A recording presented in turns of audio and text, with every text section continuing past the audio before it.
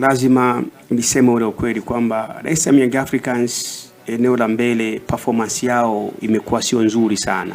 Tunazungumzia eneo la striking force kwa sababu sifa moja ya washambuliaji ni pamoja na kuwa na good positioning, nafasi nzuri ya kukaa kwenye nafasi. Naweza nikasema 100% an excellent Pacome not Prince Dube anafanya hivyo, anakaa kwenye nafasi. Lakini sifa ya pili ni shooting ability, uwezo wa kupiga mashuti. Wachezaji wa Dar es Salaam Young Africans wana huo uwezo, lakini si tu kwa kuwa na uwezo wa kupiga mashuti ya kwenda mbele.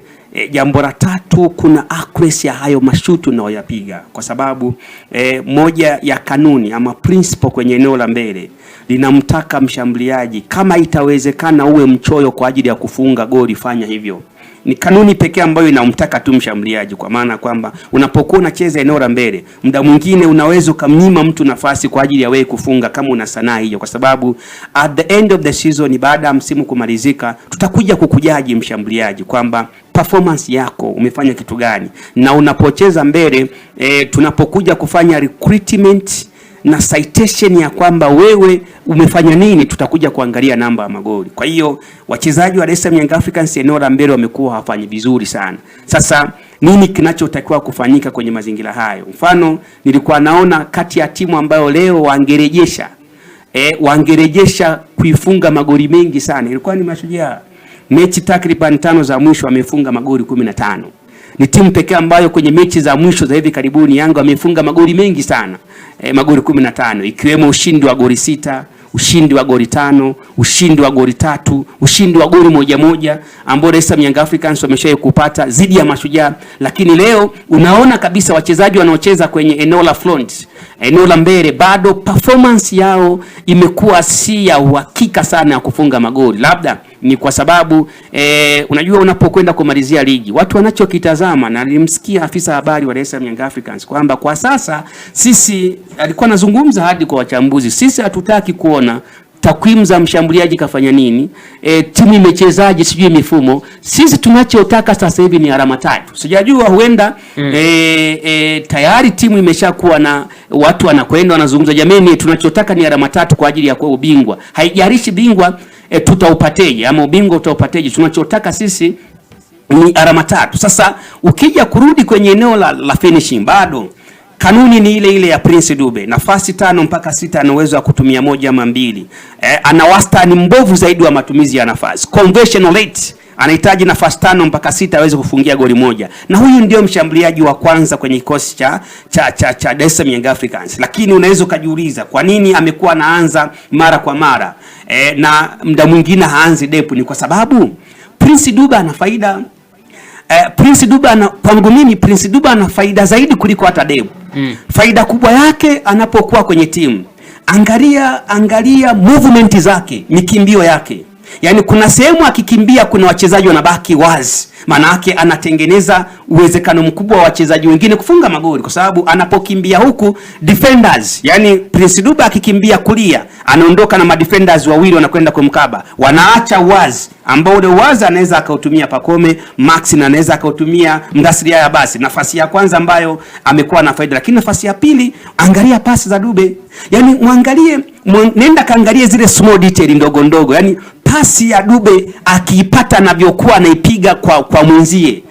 Moja ya kitu ambacho naweza nikasema kinampa sifa nzuri sana ni namna kupiga pasi nzuri za kufika mwishoni, ambazo kama zinaweza zikatumiwa anaweza akaisaidia timu kuweza kupata magoli, lakini muda mwingine anaichezesha timu. Kwa hiyo kwenye modern football mimi naweza nikamwona Dube ni bora zaidi, ukiacha tu eneo la kufunga magoli, katika mchakato wa kuichezesha timu, kwa sababu amekuwa na faida zaidi kuliko hata Depu. Lakini swali lako umeniuliza moja, hawa watu kama wasipokuwa nafunga magoli wao kama wao, hauoni siku moja Yanga wanaweza wakaikwamisha ikajikuta sasa inashindwa kufanya vizuri kwenye mechi zilizosalia 4?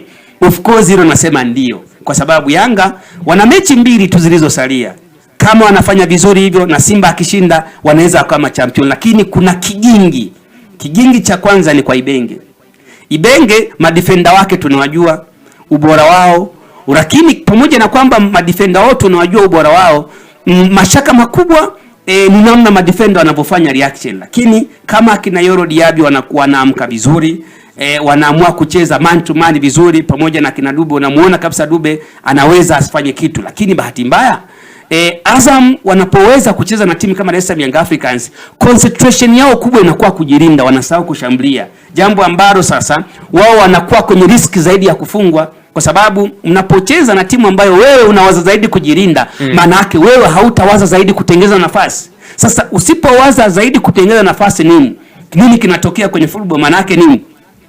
Unatengeneza zaidi ya 70% za kuchoka, na unaifanya timu pinzani wewe ije kufunge magoli. Ndicho ambacho alikutana nacho Arsenal kwenye mechi ya UEFA Champions League. Wewe unakuwa nyuma, wenzako wanakushambulia, manake tiredness ya wachezaji wako kuchoka ni zaidi ya 70% kuliko timu ambayo inacheza mpira kwa kushambulia. Sasa tusubiri mechi ya Azam ambacho pia itakuwa ni kipimo kingine kwa Yanga kwamba anastahili kuwa bingwa msimu huu, ni kwa sababu ya Azam kama anaweza akaamua kuwa compact kwenye kujilinda na kufanya runs, kwa maana kwamba kucheza mpira kwa kushambulia kwa kutumia spidi, kwa sababu wana wachezaji hao, wana Aba Beri tunajua yuko vizuri, lakini pia tuna wana mdogo ambaye kazi yake imekuwa nzuri sana, kila mtu anamjua. Edi Suleiman Nado ni mzuri sana, lakini hata washambuliaji wa katikati wanao wawili ambao ni wazuri, Ngita yupo pamoja na Jeffet, ambao wote hawa quality yao ni kubwa. So kwangu mimi kwenye eneo la hawa wachezaji wa kufunga kwanza, na nataka tu ni address, sioni kama kuna mshambuliaji wa Yanga atamaliza akiwa na magoli mengi kuliko viungo wa Yanga. Yaani wale viungo kuna uwezekano namba zao zikawa kubwa zaidi kuliko washambuliaji, kwa sababu viungo ndio wanaohusika zaidi kwenye kutengeza na kufunga. Kwenye swala hili kwa mechi hizi 4 kitaalamu hakuna mwalimu yoyote anaweza akalisolve, maana yake ligi itamalizika hivi hivi.